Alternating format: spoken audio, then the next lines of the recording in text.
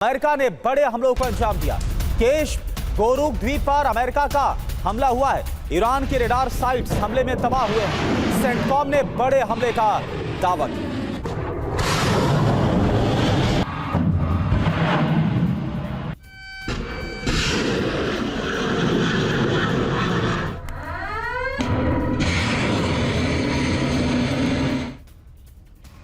Hormuz में America के खिलाफ ईरान का एक्शन। ईरान ने हॉर्मुज स्ट्रेट में ड्रोन से हमले किए हैं। अमेरिका ने 4 UEM जयपुर एक आदर्श लक्ष्य है। भावी छात्रों के लिए अच्छी नौकरी, भविष्य के लिए तैयार कौशल के साथ अच्छी शिक्षा। ड्रोन को मार गिराने का दावा भी किया है। तो स्ट्रेट ऑफ हॉर्मुज में यूएस के खिलाफ ईरान का एक्शन देखने को मिल रहा है। ईरान ने यहां पर हॉर्मुज में ड्रोन से हमले किए हैं।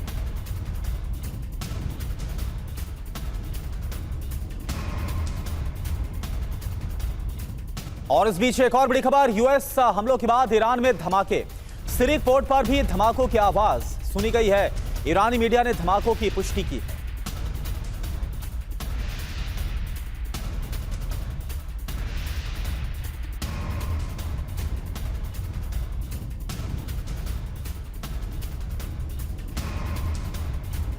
ईरान के खर्क द्वीप पर भीषण धमाके हुए हैं और इन धमाकों की आवाज से खर्क द्वीप दहला है। धमाकों के बाद एयर डिफेंस सिस्टम एक्टिव किया गया है।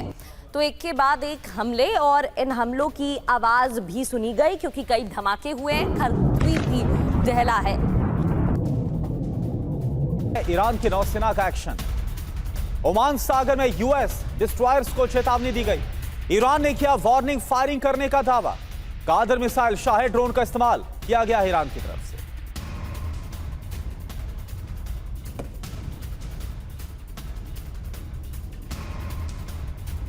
और एक और बड़ी खबर, अमेरिका को ईरान की बड़ी चेतावनी। जंग जारी रही तो दायरा बहुत ज्यादा इस बार बढ़ेगा। हिंद महासागर बाब-अल मंदेब में युद्ध को लेकर जाएंगे, ये ईरान की तरफ से कहा गया। दुनिया में हर जगह अमेरिकी बेसिस पर हमला होगा। CNN से बातचीत में ईरान के सैन्य अधिकारी मोहसिन रजाई की तरफ से यह बयान दिया गया। तो ईरान का केश्म गोरुक अमेरिका का टारगेट। अब एक एक कर आपको बताते हैं। अमेरिका ने बड़े हमलों को अंजाम दिया है। इससे पहले ईरान ने हमले किए अमेरिकी बेस पर। हमले में ईरानी ड्रोन कंट्रोल साइट को अमेरिका ने तबाह किया। फिर ईरान के रडार सिस्टम को भी ध्वस्त कर दिया गया। ईरान का सबसे बड़ा द्वीप है केश्म और केश्म में मौजूद ईरानी रडार, ड्रोन, कमांड साइट्स निशाने पर।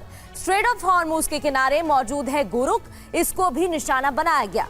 गोरुक में मौजूद है ईरानी रडार ड्रोन फैसिलिटी, यानी कि देखकर एक एक कर इन टारगेट पर हमले। दिल्ली की खबर का रुख करते हैं। दिल्ली में पुलिस और बदमाशों के बीच मुठभेड़ हुई है। दिल्ली के पुष्प विहार इलाके में एनकाउंटर हुआ है। मुठभेड़ में 2 बदमाशों को गोली लगी है। मुठभेड़ के बाद 3 बदमाश गिरफ्तार किए गए। ये तस्वीर आपको दिखा रहे हैं उस जगह की जहां दिल्ली के पुष्प विहार इलाके में पुलिस और बदमाशों के बीच एनकाउंटर हुआ। 2 बदमाशों को गोली लगी है। 3 बदमाश इस एनकाउंटर के बाद गिरफ्तार किए गए। ये देखिए आप, दिल्ली के पुष्प विहार इलाके की ये तस्वीर है जहां पर पुलिस और बदमाशों के बीच एनकाउंटर हुआ है और इसके बाद 3 बदमाश इस एनकाउंटर के बाद गिरफ्तार किए गए हैं और ये बड़ी कामयाबी दिल्ली पुलिस के लिए मानी जा रही है। ये देखिए आप, पुलिस और बदमाशों के बीच मुठभेड़, 3 गिरफ्तार किए गए बदमाश। विवेक शर्मा इस वक्त हमारे साथ जुड़े हैं और ज्यादा जानकारी के साथ। विवेक, और क्या कहना है पुलिस का इस पूरे मामले में, और ये जो तीनों बदमाश गिरफ्तार किए गए इनका कैसा आपराधिक रिकॉर्ड रहा है, क्या है? देखिए, जो तीनों बदमाश गिरफ्तार किए गए हैं, ये लोग प्रिंस नेवतिया नाम के गैंगस्टर के संपर्क में रहा करते थे। उसकी गैंग के सदस्य हैं और बताया जा रहा है कि ये लोग कई संगीन मामलों में लिप्त रहे हैं। दरअसल कुछ दिनों पहले लाडूसराय इलाके में एक व्यापारी के घर के बाहर करीब 4 राउंड फायरिंग की गई थी। उसी फायरिंग में ये लोग जो है फरार चल रहे थे। लगातार पुलिस की टीम इनकी तलाश कर रही थी। बीती रात पुलिस को जानकारी मिली थी कि ये लोग पुष्प विहार इलाके में आने वाले हैं, जिसके बाद पुलिस की टीम ने ट्रैप लगाया और बाइक पे आते हुए जब इन बदमाशों को देखा तो इनको रुकने का इशारा किया। बताया जा रहा है कि अपने आप को फंसाने के बदमाशों ने पुलिस पर फायरिंग करना शुरू कर दिया, जिसके बाद मजबूरन पुलिस को भी फायरिंग करना पड़ा। दोनों तरफ से करीब 12 राउंड फायरिंग हुई, जिसमें 2 बदमाश घायल हो गए, जबकि 1 बदमाश को पकड़ा गया है। जो बदमाश घायल हुए उनका नाम सोनू और साथ ही राकेश बताया जा रहा है और तीसरा शख्स है भारत। ये तीनों लोग जो है पुलिस की गिरफ्त में है। पुलिस इनसे पूछताछ कर रही है कि और कहां कहां इन लोगों ने फायरिंग की है, तो कहीं ना कहीं और कुछ बड़े खुलासे जो है वो हो सकते हैं। जी, शुक्रिया आपका विवेक इस पूरी जानकारी के लिए।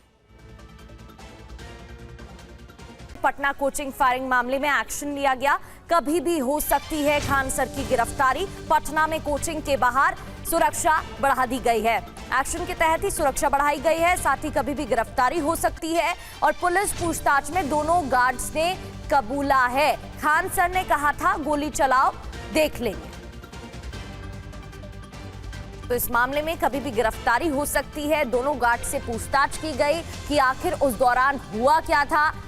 ये तस्वीरें भी सामने आई हैं जहां खान सर की कोचिंग के गार्ड्स गोली चलाते नजर आए हैं, जिसके बाद इन तस्वीरों के सामने आने के बाद पुलिस ने दोनों से पूछताछ की और पूछताछ के दौरान ही उनका कबूलनामा सामने आया कि खान सर ने कहा था गोली चलाओ, देख ले।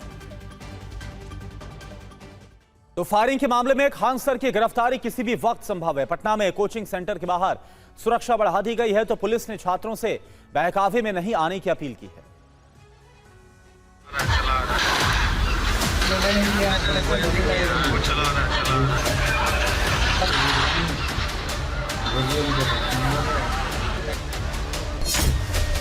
क्या फायरिंग मामले में खान सर की गिरफ्तारी होगी? पटना में कोचिंग सेंटर के बाहर क्यों बढ़ाई गई सुरक्षा? क्या खान सर के कहने पर चली थी गोली? पटना में खान और ज्ञान की लड़ाई में अब नया मोड़ आ गया है। फैजल खान उर्फ खान सर पर दर्ज हुई एफआईआर के बाद अब उन पर गिरफ्तारी की तलवार लटक रही है। ये संकेत खुद पटना में करीब 1.5 घंटे तक चली बैठक के बाद एसएसपी कार्तिकेय शर्मा ने दिया है। उन्होंने कहा कि सबूत के आधार पर हर हाल में कार्रवाई हो। जिनके खिलाफ साक्ष्य मिलेंगे उनके खिलाफ सख्त एक्शन लिया जाएगा। जैसे मैंने आप लोगों को बताया कि जिस तरह का भी लोग को एविडेंस आएगा उस सबसे कार्रवाई होगी, और इसमें जिसके ऊपर भी एविडेंस आएगा विधि व्यवस्था या अपराध में जिसके ऊपर भी होगी उन सब पे सख्त कार्रवाई की जाएगी। सबूतों के आधार पर आगे कार्रवाई की जाएगी। एसएसपी कार्तिकेय शर्मा के बयान साफ है कि फायरिंग मामले में खान सर की गिरफ्तारी हो सकती है। कदमकुआं थाने में खान सर के खिलाफ हत्या की कोशिश और आर्म्स एक्ट के तहत केस दर्ज किया गया है। खान सर के गार्ड प्रदीप कुमार और तालेबार सिंह ने पुलिस को बयान दिया है कि उन्होंने हमें कहा तुम गोली चलाओ, बाकी हम देख लें। इसी आधार पर पुलिस ने खान सर के खिलाफ एफआईआर दर्ज की है। पुलिस तफ्तीश में पर्दाफाश हुआ है कि कुल 4 राउंड गोलियां चलाई गई थी। 2 गार्ड ने मिलकर 4 राउंड गोलियां चलाई थी। अब खान सर समेत 3 लोगों के खिलाफ बीएनएस की धारा 109 के तहत ये केस दर्ज किया गया है। इसमें 10 साल तक की जेल और जुर्माने का प्रावधान है। इन धाराओं में अग्रिम जमानत भी संभव नहीं है। खान सर पर नाजायज रूप से दहशत फैलाने और आम लोगों में भय पैदा करने के आरोप हैं।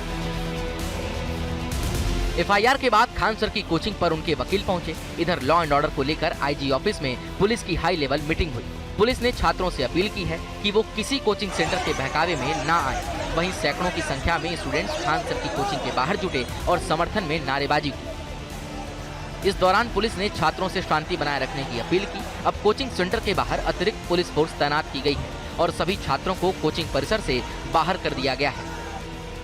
दरअसल ये पूरा मामला 2 जून मंगलवार को खान ग्लोबल कोचिंग पर हुए हमले से जुड़ा है। खान सर की कोचिंग के गार्ड के साथ मारपीट हुई, तोड़फोड़ और पथराव भी हुआ।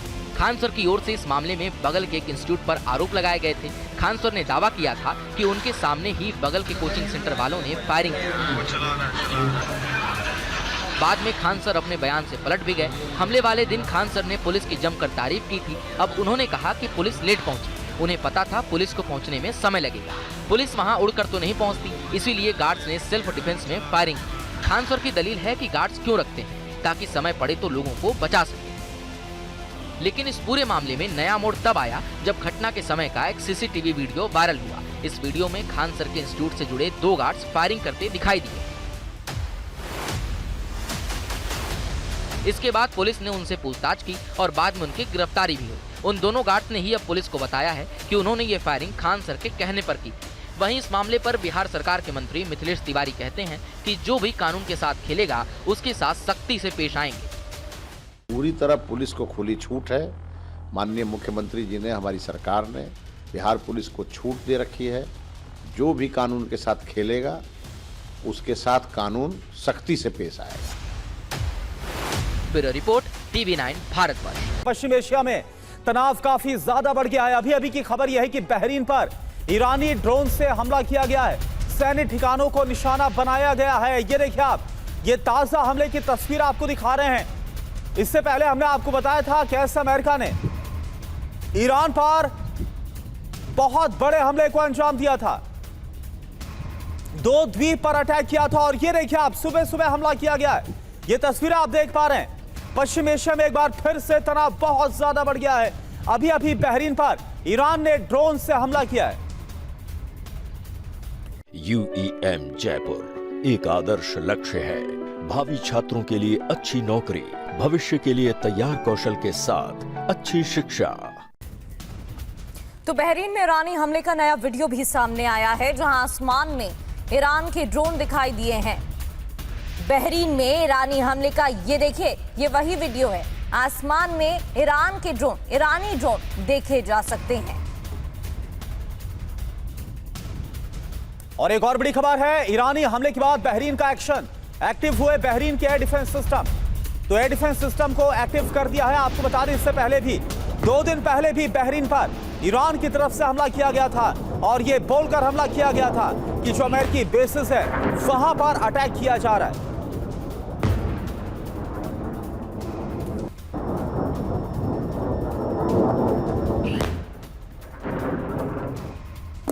और अभी अभी कुवैत पर ईरान का अटैक, बड़ी खबर है। कुवैत पर भी ईरान ने हमला किया है। ईरान ने मिसाइल ड्रोन से प्रहार किया है। कुवैत का एयर डिफेंस सिस्टम एक्टिव। क्या अमेरिका के हमले के बाद ये जवाबी कार्रवाई की जा रही है ईरान की तरफ से?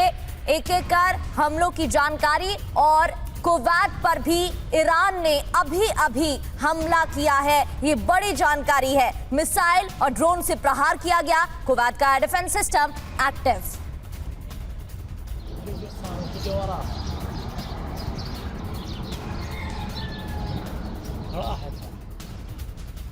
आज कॉकरोच जनता पार्टी का दिल्ली के जंतर मंतर पर प्रदर्शन है। कुछ देर में दिल्ली पहुंच जाएंगे अभिजीत दीपके। अमेरिका से दिल्ली आ रहे हैं अभिजीत दीपके। एयरपोर्ट से सीधे पार्लियामेंट पुलिस स्टेशन जाएंगे। जंतर मंतर पर प्रदर्शन की पुलिस से अनुमति मांगेंगे, इजाजत मांगेंगे। आपको बता दें कि अभी फिलहाल जंतर मंतर पर कॉकरोच जनता पार्टी या फिर उसके समर्थकों को प्रोटेस्ट करने का, प्रदर्शन करने की इजाजत अभी नहीं दी गई है और इसको लेकर तमाम जो इंतजाम है सुरक्षा के वो भी कर दिए गए हैं दिल्ली पुलिस की तरफ से। आप देख ही पा रहे हैं।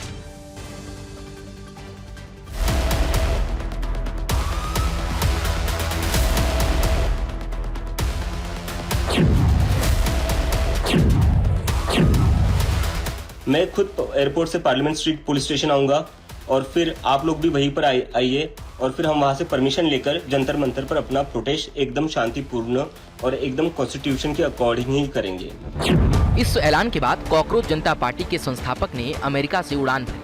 अभिजीत दीपके आज दिल्ली पहुंच रहे हैं। प्लान के मुताबिक अभिजीत का पहला पड़ाव पार्लियामेंट पुलिस स्टेशन और फिर जंतर मंतर है। इरादा 20 दिन पहले चीफ जस्टिस के बयान से पनपे एक ऑनलाइन कैंपेन को इंटरनेट से निकालकर सड़क पर उतारना है। मांग है केंद्रीय शिक्षा मंत्री धर्मेंद्र प्रधान का इस्तीफा।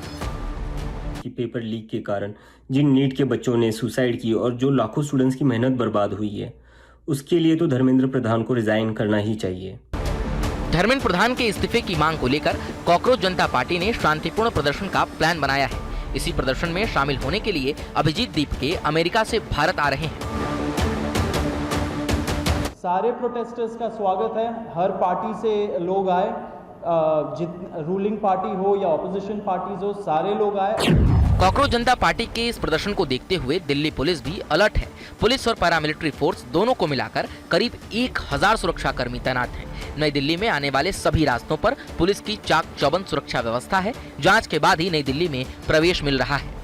लेकिन सवाल तो ये भी है कि प्रदर्शन की इजाजत पहले क्यों नहीं ली गई, क्योंकि दिल्ली पुलिस की गाइडलाइंस के मुताबिक किसी प्रदर्शन या धरने के लिए 7 दिन पहले लिखित परमिशन लेनी पड़ती है। लेकिन कॉकरोच जनता पार्टी आज ही परमिशन और प्रदर्शन के फॉर्मूले पर काम कर रही है, जिस वजह से प्रदर्शनकारियों को हिरासत में भी लिया जा सकता है। इस सबके बीच कॉकरोच जनता पार्टी को कई नामी चेहरों का समर्थन भी मिला है। सोशल एक्टिविस्ट सोनम वांगचुक खुद आज के प्रदर्शन में शामिल होंगे। इनके अलावा अभिनेता प्रकाश राज ने भी कॉकरोच जनता पार्टी को सपोर्ट का ऐलान किया है। जहां जहां हमें ऐसे कर्मचारी पुलिसकर्मी मिले उन्हें हम ये देते जाएंगे और उनका दिल जीतते जाएंगे, उनकी आत्मा को जगाते जाएंगे। मतलब पहली बार सोशल मीडिया की दुनिया से कॉकरोच जनता पार्टी जमीन पर दिख रही है। Bureau report, TV9 Bharatvarsh. Bengal के भांगड़ विस्फोट मामले में एनआईए ने एक्शन लिया। एनआईए का एक्शन, टीएमसी के पूर्व विधायक शौकत मोल्ला गिरफ्तार। दक्षिण 24 परगना से शौकत की गिरफ्तारी हुई है। फरार घोषित होने के कुछ घंटे बाद ही गिरफ्तार। भांगड़ बॉम्ब विस्फोट मामले में शौकत मुख्य अभियुक्त